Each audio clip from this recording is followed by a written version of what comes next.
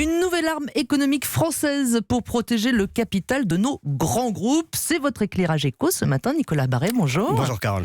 Alors le nom de cette nouvelle arme, c'est Lac d'argent. Il s'agit d'un fonds de plusieurs milliards d'euros. Oui, ça fait des mois que BPI France peaufine ce projet et lève de l'argent auprès de gros investisseurs, des assureurs, des grandes familles et même des fonds souverains étrangers. Bruno Le Maire annoncera d'ailleurs tout à l'heure un accord avec le prince héritier d'Abu Dhabi. Les Émirats ont accepté en effet d'investir 1 milliard d'euros dans ce fonds qui prendra des participations de quelques pourcents dans des grands groupes cotés français afin en quelque sorte de planter un drapeau tricolore et d'envoyer un message pour que ces groupes conservent leur ancrage français, car en fait beaucoup de grandes sociétés du CAC 40 et au-delà, je pourrais vous citer Danone, Schneider, Saint-Gobain, Pernod Ricard, etc. ont un capital éparpillé et sont donc à la merci de fonds étrangers dits activistes qui peuvent tout faire basculer. C'est pas forcément si mal, non ?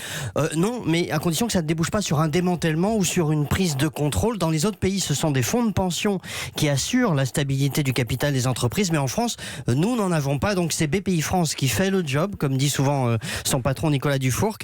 Le fonds Lac d'argent sera donc opérationnel dans les semaines qui viennent, il vise 10 milliards d'euros. C'est une goutte d'eau par rapport à des fonds étrangers qui pèsent parfois des centaines de milliards de dollars, mais on l'a vu dans des sociétés comme PSA ou Valeo, il suffit parfois d'une goutte d'eau pour stabiliser le contrôle et le destin d'un grand groupe dans des moments difficiles. C'est le but.